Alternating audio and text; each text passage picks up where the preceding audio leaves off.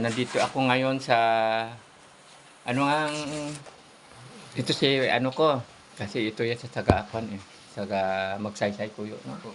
Pukuro Magsaysay, Palawan. Tapos yung anak niya mag-i-exam sa board exam, hingi din sa akin ng tulong na makapasa yung kanyang anak.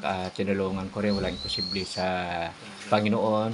At kahit malayo siya, nag-send lang ako sa kanya ng prayer para makapasa ng exam. Kaya kung may mga anak tayo o mga kamag-anak na hindi nakapasa sa board exam, text nyo lang ako o hindi kaya tawagan.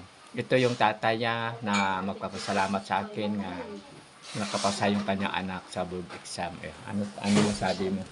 Salamat sa Panginoon. Nakapasa. Kawa na rin sana makatrabaho rin sa madali. Mabos na ninang nalabos. Salamat Lord. Ayan, nagpasalamat siya nga nakapasa yung kanyang anak sa exam. Wala imposible sa Panginoon ang prayer kasi is the best.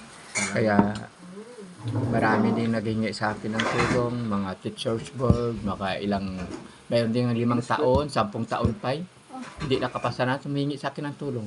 Kaya gisend ko lang yung prayer, nakapasa sila, kaya wala imposible. Walang pasunod sa Panginoon. Wala imposible sa Panginoon. Kahit saan pa silang school, magtawag lang sa akin. Isisend ko yung prayer para makapasa sila sa exam.